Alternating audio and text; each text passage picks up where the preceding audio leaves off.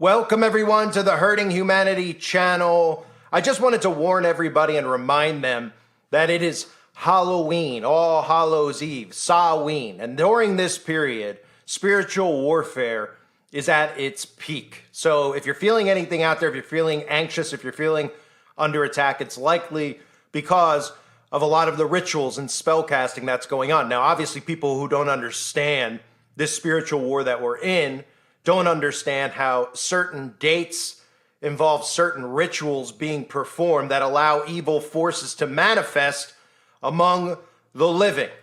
And Halloween is the date that's believed to be the thinnest. The veil is believed to be the thinnest during this time period, the other being Beltane or May Day on May 1st. So there are going to be a lot of rituals going on out there. I would assume the majority of people who listen to my channel, you don't have to be a Christian to listen to my channel, obviously, but I would assume the majority of people do not partake in Halloween. It's really just become a standard in the United States of America. A lot of other countries are well aware of the origins of Halloween, which revolves around human sacrifice. But here in America, everybody thinks it's just constantly playtime. In fact, it seems like it's Halloween every day in America with the way that most of these people dress and look and present themselves out in public. But obviously, more and more people have begun celebrating Halloween. And when I talk about psychology and I talk about the human mind and how we're under constant attack. I mean, we're under constant information attack. We're under constant spiritual attack. And when people are faced with constant confrontation, they start to regress and behave like children, which is one of the reasons you see so many adults, again, behaving like children. And I don't mean that from any other standpoint other than the fact that we see adults, and we see it trending on YouTube, who are rebuying their childhood toys and playing with them and decorating them. Or we see adults who dress up for Halloween and they just say, well, it's because I just want to have a good time. So a lot of the things that are going on now, we're seeing cause this on a lot of adults who look at people like me and say that I'm a stick in the mud, I'm no fun, because I wouldn't partake in these types of events. So I'm not telling you what you should or should not do. It's your life to live. Obviously, I assume the majority of you are Christian, but it's always just a good reminder to remind everybody about spiritual warfare, and especially to remind Christians out there that you're not supposed to be partaking in deeds of the devil, and the entire origins of Halloween are demonic. It's a pagan celebration, which would mean that Christians should not be partaking in it. Then again, obviously with all the stress most people are under and feeling in this world, they like to escape, and it's an escape for them to dress their kids up or dress up themselves. So I want to do something that I do all the time. I play this documentary for everybody out there, and it's a really good documentary that explains Halloween for anybody out there that is new and doesn't understand and thinks everybody's just playing dress up, and it's nothing more than that. It's a lot deeper than that. And I play this pretty much every year, and it's usually on, of course, a new channel because, you know, they never remain. But here is the documentary. I think everybody out there should watch it, share it with others. It's a really informative piece where you can actually get a better understanding of what's really going on during Halloween.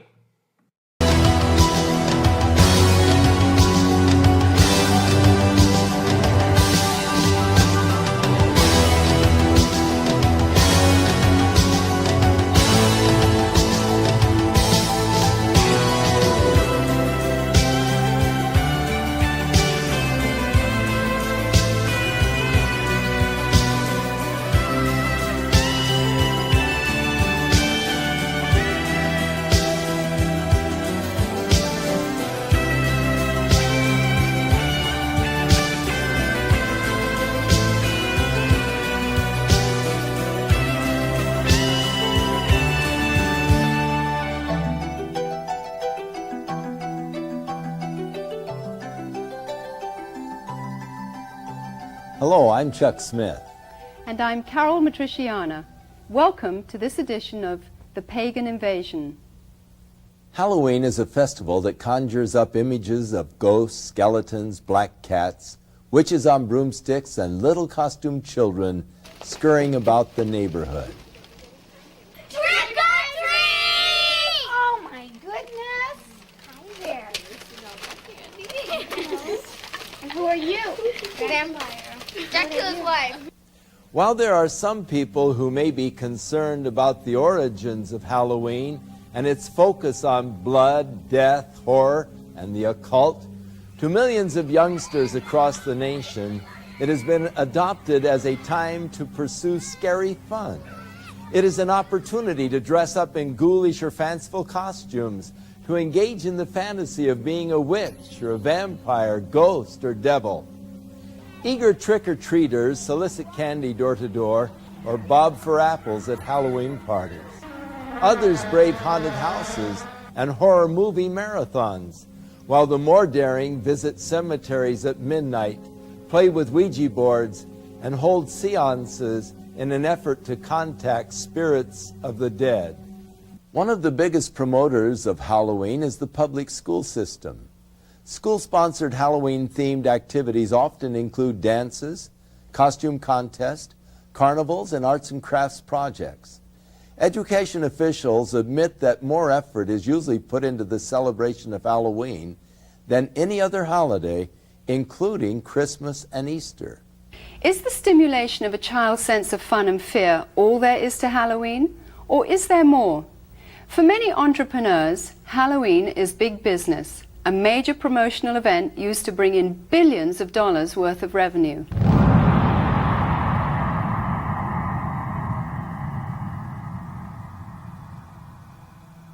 In addition to the usual costumes of cartoon characters for children, a growing number of outlets are featuring more macabre and sinister creations for purchase.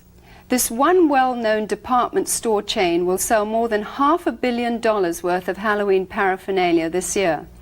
And that doesn't include revenue from the sales of trick-or-treat candy. Costume shops such as this one are able to stay in business year-round as a result of the tremendous sales and rentals they receive during the Halloween rush.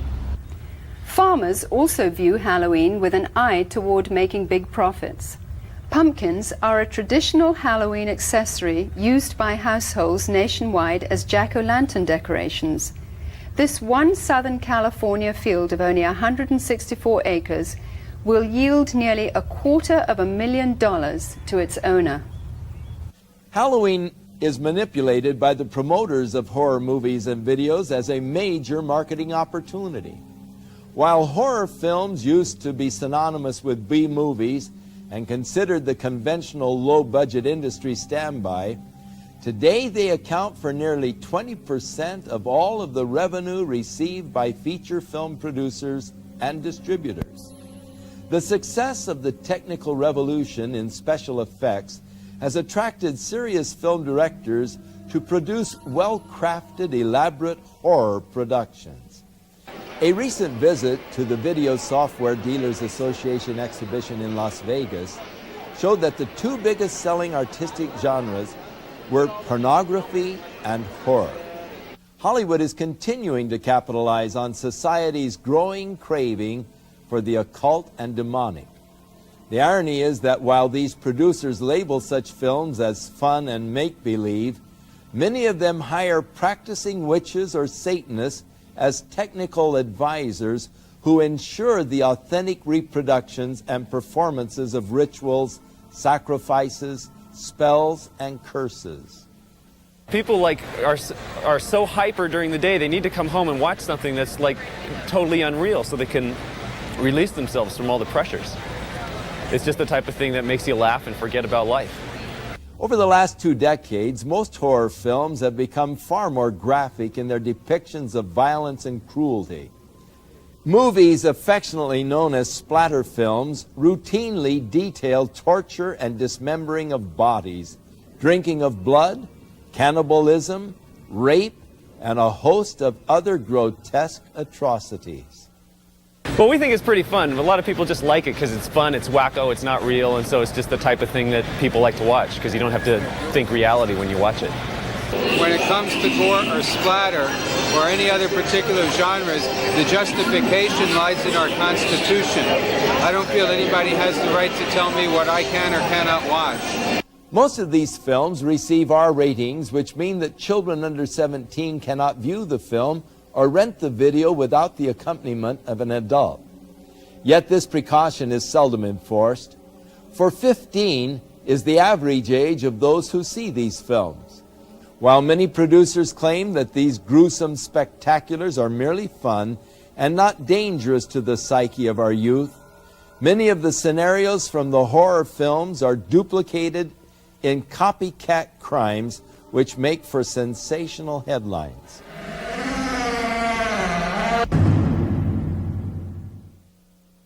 Glenn Hobbs was initiated into a Satanic coven as a child by his grandfather and continued participating for many years.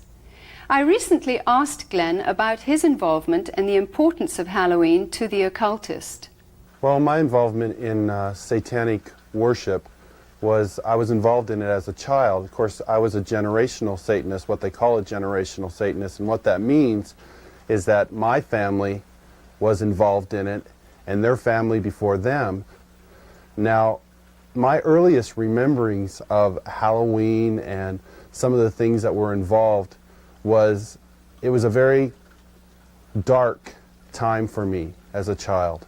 It was something that I didn't enjoy. Glenn, could you tell us about your involvement in any rituals at Halloween as a child? There was another little girl that was involved in the occult with me, and her name was Becky. Now, Becky was a different type of child. She was blessed to be a sacrifice. I was being blessed to be a high priest, where she was being blessed and born into the coven there to be a sacrifice. Now, we were in a ritual where we were married together. It was a marriage to the beast, and me and the little girl were married together, and there was a lot of sexual abuse that took place, and a lot of blood that was spilt over us, joining us together. When do Halloween rituals actually begin, and what is the ultimate purpose of Halloween? Well, the ritual that I remember the most clearly began about the end of September. Me and the little girl, the one I mentioned named Becky, the abuse was very concentrated at that time. We were taken into several rooms where our clothing was removed. We spent the next couple of weeks in a kind of a shack where a lot of rituals went on, where a lot of animals were killed. They summoned Lucifer and his spirit to come and possess me, and so that I would be blessed to take over the position of the high priest at a certain point in time. Now, Halloween night, they had again put me and the little girl in the back of this van, and we again drove off, which seemed like for a long time. We were drugged once again, and we finally came to this stop. They took the little girl out and they left me in the van. I could hear a lot of commotion that was going on outside. People that were screaming and yelling, and this low murmuring and a moaning noise that was going on, like some kind of a low chanting noise that was going on. So I knew in my mind there was some type of a ritual going on, because I'd heard that many times before. You know, it was real common to see people fall on the ground and convulse and go into convulsions during rituals and stuff with the demonic presence that were around. And finally, a woman came to the back of the van and she said, "It's time to go." And she brought me out of the van, and I could see that there was just a lot of people around. Some were dressed in dark brownish kind of robes with hoods over them. They took me up and they led me up to this stone altar. And I remember I saw the little girl, and she was on the altar. Now, at first, you know, I just wondered what was going on, because you never knew. I mean, they used the altar for a lot of different things. They could have just been sacrificing an animal over, could have been a sexual abuse from the high priest onto her. You know, it was a hard thing to know for sure. Well, they ushered me up to the altar, and I could see that they had bound her feet. They had her feet spread apart, her legs, and they had bound them to the ends of the altar, and they had taken her arms, which were laying out this way, and roped them to the altar, which had little kind of like hooks, which they could bind the ropes around. And she was really white. I remember seeing her, and she was just real pale and real white. And I noticed that they had slit the bottoms of her feet and her wrists. And they were taking the blood that was running out of those areas and putting them into chalices and passing those cups around to different people who were partaking of her blood. Then the high priest, he took the athami, or the ritual knife, and he picked it up and he put my hand on it, and then he forced it into her chest. So when I think back on Halloween, you know, over that period of time that happened, you know, that was the climax event, Halloween night, where they killed that innocent little girl. And this is something that's happening every Halloween. That's not just an isolated event. I mean, there are children all over the world who are losing their lives during Halloween night, and yet we, as a society, we go out and celebrate it, and we go door to door and we ask for candy, and it's a big celebration to us. And I think it's quite ironic how one group of people are thinking it's fun and another group of people are taking human life, and yet they don't, you know, there seems to be this wall and nobody wants to face the facts of what's really going on. Today, reports from all over the world show a growing concern over the mushrooming attraction towards the occult. Heinous crimes connected with the occult, according to police, are reaching epidemic proportions. Halloween is the time when community service organizations warn that children and animals are most likely to be abducted. To truly understand the significance of Halloween and its role in this mayhem, we must go back to its historic roots.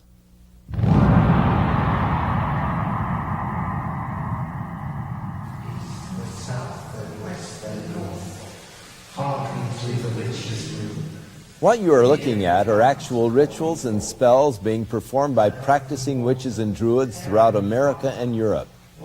These are not actors or reenactments. They are real. Most of Halloween's customs are the remainders of pagan superstition relating to Samhain, the Druidic New Year. The Druids were the influential priests, magicians and sorcerers of the nature religions that prevailed in early northern Europe. These native beliefs permeated Celtic culture for about 2,000 years, up until the introduction of Christianity. Today, a revival of the practices of Druidism, along with various forms of witchcraft and nature worship, are sweeping across Europe and North America. Power of the sun. Power of the sun. The Druid orders are full of people from all walks of life, from soap opera stars to doctors and lawyers, dentists and toilet cleaners. Anybody can be a Druid.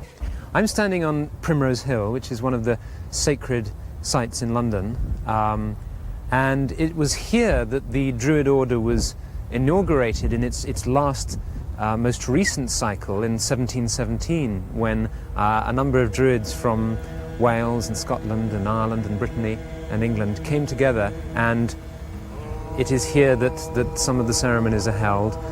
Samhain was seen as a time when the dividing line between the dead and the living was at its thinnest. Consequently, contact with spirit beings was thought to be easiest. Samhain was also one of the major fire festivals of the Celts. At this time, the Druidic priesthood led the people in diabolical worship ceremonies in which they would sacrifice animals and humans in ritual killings. Human sacrifice has absolutely no place in the modern tradition. Just because we see a pagan revival doesn't mean that we wish to go back to barbarism of any sort. So it's a bit of a red herring. It's not something we like to talk about. The name for Druids is believed to come from the Greek word drus, meaning oak. Druids usually select groves of oaks for their ceremonies and use the leaves in their sacred rites. The work of the Druids consists in reuniting us with the world of nature externally, and internally with that stream of ancient wisdom and knowledge. Sharing the Druidic tradition of nature worship is witchcraft. The title witch is from the Saxon word Wicca, meaning the one who practices sorcery. The Oxford Dictionary states that a Wiccan is one who is twisted, bent or warped. Despite attempts from modern Wiccans to sanitize the original intention of witchcraft, its practice cannot be divorced from demonology.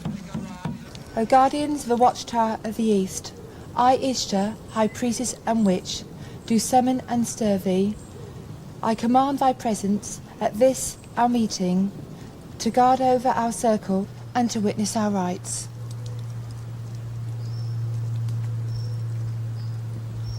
So mote it be. So mote it be. My mother was a witch, and my grandmother was a witch, and I have been a witch for as long as I can remember. Since I have been practicing the craft, there has been a great revival.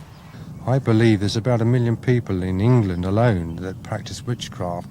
The pagans are all over the place with their covens. If they're not calling themselves witches alone, they are paganistic in their ways. There are probably now as many people practicing witchcraft in Britain as there are committed Christians. I regard myself as a natural witch. I was regarding myself as a witch since early childhood.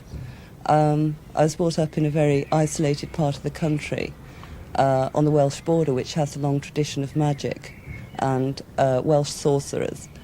It's almost as if there's a kind of grassroots feeling back towards paganism. We live in a kind of post-Christian era almost, and that people are moving towards a kind of neo-paganism, I suppose. We learn as practicing witches to tap into forces of nature and to actually, if you like, send out a spell or an incantation or an invocation in a very powerful way. It's in many ways to bring you back to nature, to bring oneself back to nature, and to learn how we fit in with the natural scheme of the universe and the natural scheme of the earth, and understanding what we need to do to heal the planet. Because worship of nature is so central to their theology, large numbers of practicing druids and witches are dedicated to today's ecology movement. We have a number of initiatives which include planting groves of sacred trees and a campaign for individual ecological responsibility, which is concerned with showing how each of us can become ecologically responsible. I think the time is coming now where we have to take the responsibility by the throat and actually get out there and say, there are answers here. I'm not prepared as a pagan, as a priest, and as a practicing witch to sit back and see my planet, my mother, raped any longer. Goats, O answer unto me. Halloween is often confused as a Christian holiday because of its association with Christian All Saints' Day or the Eve of St. Hallows, All Souls' Day. In fact, the original Christian dedication used to be celebrated in May and was intended to honour those Christians who died for their faith. But by the 9th century, the influential Roman Catholic Church changed the holiday to November, and the Protestant Church soon followed. Today, a thin Christian veil attempts to disguise an ancient pagan festival of the dead, which has become not only a secular observance, but notorious as the most favoured holy day of witches, sorcerers and devil worshippers. I can't really say when I became interested in Wicca, because it's always been part of me, part of my roots. I love Halloween. I think I'm a very autumn person. We dress up the house with cobwebs and so on, and we cast a circle, and we have a smoky cauldron, and we all scry, which means do clairvoyance, into the smoke which comes out of the cauldron. And we open the gates of the underworld, and if any spirits want to come forward and speak, we listen to them. My first initiation, when I became first degree, was on Halloween, and I felt very, very much in tune with the god. The ancient Druids worshipped Baal, one of the most powerful of all the demon kings. In the list of Enochian demons, Baal is said to be a king which is of the power of the East. Eastern religions emphasize that spiritual power comes from meditation. The common denominator between Druids, witches and Satanists is the practice of meditation for the purpose of making contact with the spirits of the dead or disembodied souls. You do a lot of meditation with the arts, and you get onto this higher plane. It becomes less physical and more mental. It takes years of painstaking study, meditational work, finding your higher mind, being able to actually tap into the forces of nature and use those. I have, on occasion, touched upon, I suppose you could call them spirit guides. People describe them in a different way. I am aware of a hierarchy of spiritual advisors who live on another plane of consciousness that you can approach, that will acknowledge you and advise you and assist you. We have what we call contacts. There are other names for them. They are beings, that's the easy thing to call them, which can be people who have lived on the earth, or they can be God forms. They become almost as real as the people standing next to you. And whoever else you call doesn't actually materialize. You can't see them in the physical sense, but mentally you know that they are there. You can see them in your mind's eye. They represent really forces in the universe. Forces that are like gravity or wind, but they're forces that have to do with our internal makeup and make our minds work in the way that they work. Margaret Adler, practicing witch and author of Drawing Down the Moon, warns that the trance state, with its roots in ancient shamanism and paganism, is not to be entered into lightly or when alone. For the spirit to be contacted actually enters the witch's body, using it to deliver a verbal message. There is a possibility, if you don't cast a circle, the forces that could come into the room could take over in a form of possession. We had one example here, where one young woman, a nurse, was possessed by, I don't know what it was, but a horrible voice came through her and she passed out. While occult procedures in their rituals may vary in intensity, the fact is that witches, as well as Satanists, commemorate Halloween night with the same fervent dedication to invoke spirits for personal power. Queen of heaven, queen of hell, horned hunter of the night, lend your power unto our spell, and work our will by magic right.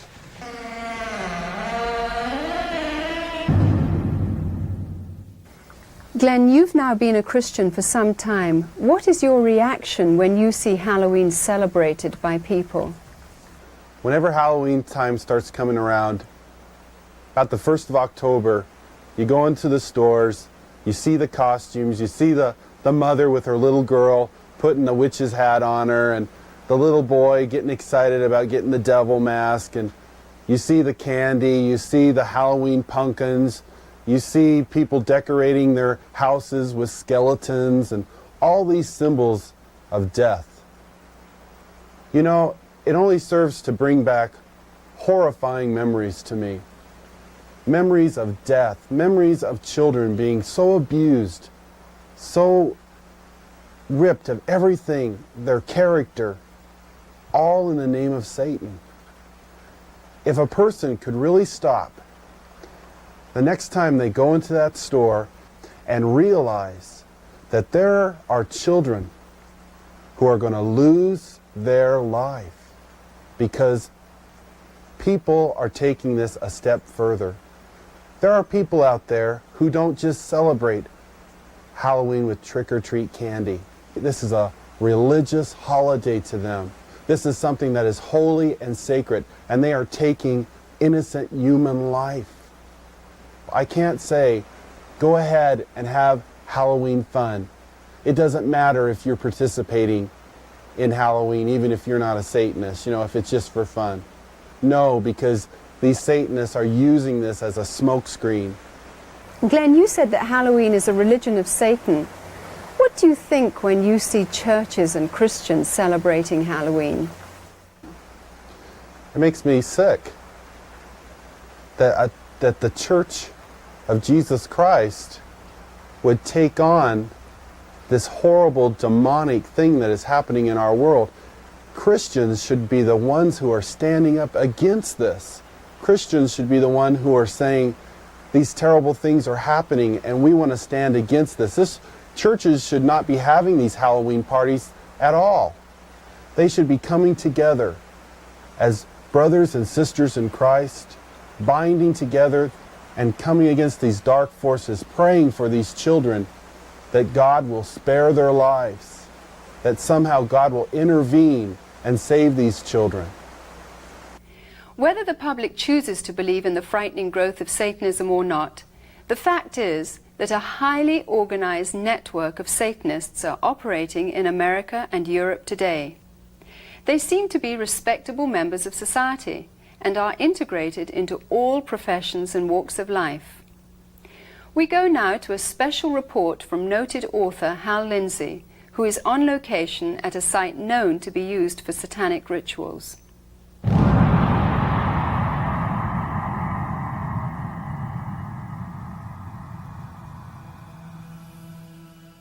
We came out to a place in the hills east of Los Angeles, to a location that has been identified in the past with ritual worship and, we believe, Satanism. Frequently, this site has been discovered with candles that had been used in ritual, and you can look at some of the artifacts we found here today: upside down crosses that were put around, bones that are scattered around here, and various satanic symbols, but also something disturbing in the light of what we'll be talking about in the future, and that is the diaper of a very, very small baby. You know, I believe that this country is experiencing a pagan invasion, including a new upsurge of practice of witchcraft, the New Age, and as we will talk about today, outright Satanism. Around the middle of the 1960s, there was a dramatic upsurge in satanic worship, beginning with Anton LaVey and his writing of the Satanic Bible and the founding of the Church of Satan in San Francisco in 1966. I watched as this accelerated, not just in the West Coast, but around the country. When Charles Manson and his gang in 1969 committed the horrible, brutal crime at Sharon Tate's home, this was done in connection with all of the paraphernalia of Satan worship. This started a whole avalanche of satanic crimes. We've seen serial murders. We have watched as one after another has been brought to light. Many murders where satanic symbols have been discovered, the pentagram, 666, and all sorts of things of this nature were done. But more distressing, we have found all over the country reports that there are animals that have been mutilated in a very skillful and specific style that shows that they were ritually offered as sacrifices. There are now confirmed cases where there have been girls that have been used as breeders and their infant children have been sacrificed to Satan. Halloween seems to be the high holy day for the Satanist and the occultist. Halloween is the time when all across the country, in secret little places, in the dark, there will be little babies sacrificed to Satan. You don't believe it? I know it's hard to believe myself. But there has been such an acceleration of worship of Satan that we believe that these sorts of things are happening, and we have evidence that they are. Satanism exists in this country as it exists elsewhere. It is appallingly evil. It is about murder. It is about child abuse. It's about sexual abuse. It is no joke and must be taken seriously and must be dealt with. If they can ritually abuse children, if they can in any way sexually abuse children, anything to destroy a child's innocence or their trust or their wonder at the world, they will do it.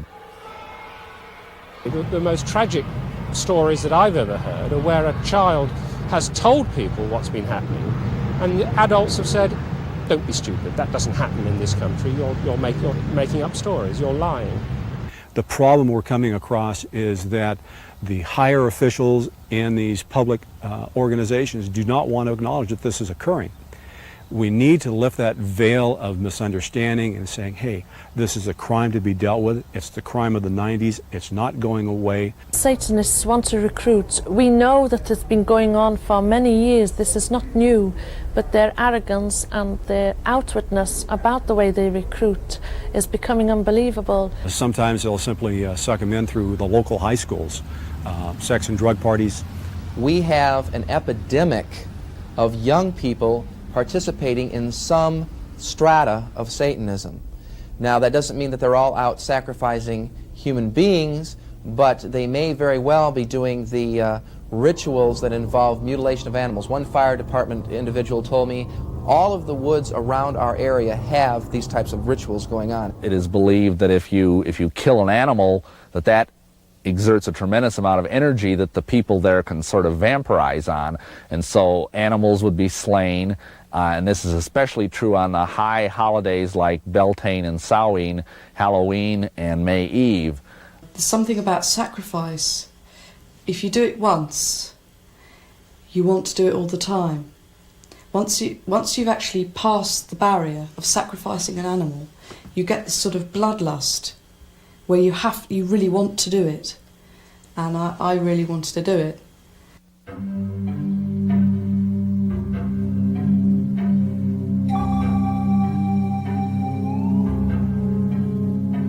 This lady in a black robe came forward with this little baby, and at first I didn't realize it was a real baby, and she just laid it on the altar.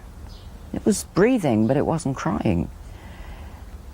And then the high priest just took the athame, or the ceremonial dagger, and just cut the baby's throat and caught the blood in a chalice. At that point I was staggering, reeling. I thought I was just going to throw up. I just couldn't believe it. But by then I was so scared that I just stood there. And then when I was led forward, I thought, this is it. It's your turn. They're going to kill you. And I was lifted up onto the altar. Now, I at that time was still in white. It was part of a sacrifice known as the sacrifice of the White Virgin. And the same blood that had come from the baby was daubed all over my body. Then the high priest raped me. And I think at that moment I was just, the fact I was still alive went through my mind. I thought, you're still alive. I then had to sign in blood a parchment stating that I would never ever reveal what had happened in a coven. If I did, I would die. Are human beings being sacrificed? Yes, they are.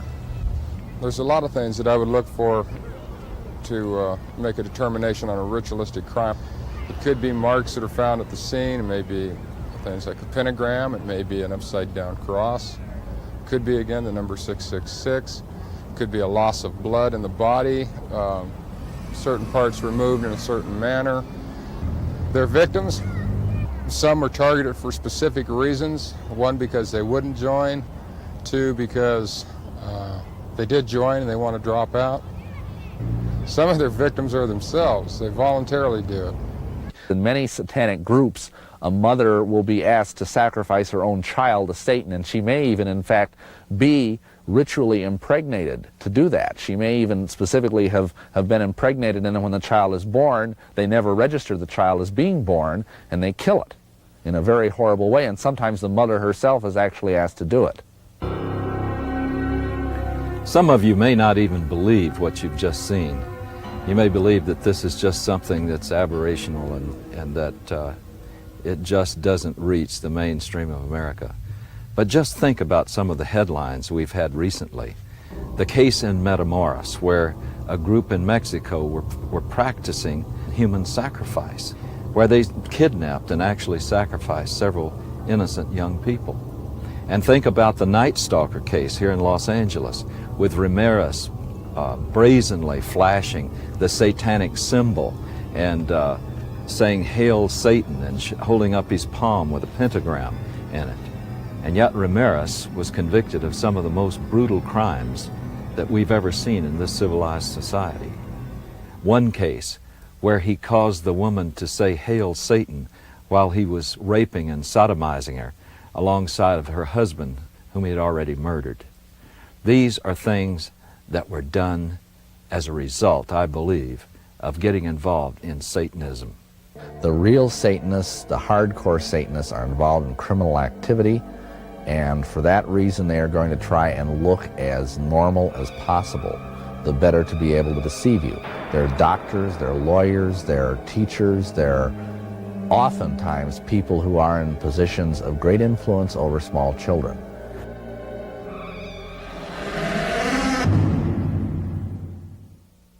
In a recent letter to syndicated advice columnist Ann Landers, a concerned parent wrote of a fourth-grade teacher who had asked her students to write a short essay on what they would most like to do to celebrate Halloween. 80% of her 9-year-olds expressed the wish to kill somebody. It is easy to see how Halloween's ambiance can promote an unhealthy desire for violence. All of today's seemingly innocent Halloween customs and symbols have their origins in the ancient Celtic Day of the Dead. For example, the practice of trick-or-treat is from Celtic tradition, where people gave food in return for blessings from spirits of the dead. Failure to supply treats would result in demonic retaliation. Jack-o'-lanterns grew out of the Celtic tradition of carving the faces of demonic spirits on turnips and later on pumpkins. The World Book Encyclopedia says the apparently harmless lighted pumpkin face of the jack-o'-lantern is actually an ancient symbol of a damned soul. Candlelit pumpkins, or skulls, at a home signified that the occupants were sympathetic to Satan and would therefore receive mercy by spirits and trick-or-treaters on their Halloween rounds. Perhaps the most sickening of all Druidic New Year practices were the human sacrifices which occurred at midnight. Adults and children alike would be thrown into huge fires while the celebrants danced around them in demonic fits of abandon. By morning's light, only ashes and bones would remain. These were called bone fires, which is where we get the tradition of bonfires today. The Druids believed that black cats were reincarnations of the evil dead and were possessed with supernatural power and knowledge. Bobbing for apples was part of the Druidic New Year sexual divination ceremony of fertility. The broomstick and witches' hats were originally considered phallic symbols. When used in the rituals of witchcraft, these objects supposedly transform the sexual energy released during orgasm into psychic energy. By understanding the pagan origins of Halloween, we can no longer claim ignorance. As parents, we are called to a sense of responsibility and must decide whether to allow our children to participate in occultic celebrations which glorify the powers of darkness. Deuteronomy chapter 18 spells out God's position concerning man's participation in divination, sorcery, or communicating with the dead. Verse 12 states that whoever does these things is detestable to the Lord. By participating in the customs of Halloween, whether in fun or ignorance, we are continuing in practices which have been consecrated to Satan. People who love the Lord should stand for separation from these things and not compromise. Christians can gather together at Halloween and use the night to educate themselves to the dangers of paganism and to take the opportunity to pray and wage spiritual warfare against the powers of darkness in their community. It can be combined with a time of worship, praise, and thanksgiving to our Heavenly Father for victory over Satan, death, and hell. Many of the people appearing on this program got involved in the occult because of a desire for divine-like power. The source of occult power is Satan. It is deceptive, exploitive, and will eventually fail to deliver on its promises. And there is always a hidden and heavy price to pay. The power God offers mankind, on the other hand, stems from a personal caring for that which He created. If you don't know God, but would like to experience His life-changing power, then recognize that Jesus Christ wants to be the Lord and Savior of your life. If you accept the fact that His death and resurrection is payment in full for all of your sins, you will have everlasting life. Within all of us, there is a God-shaped vacuum. Throughout the ages, man has attempted to fill that void with the things of the world. But it is only through a relationship with our Creator that we can be truly satisfied. His Holy Scriptures reveal the way in which we can be reconciled to God, and that is through the provisions of His Son, Jesus Christ.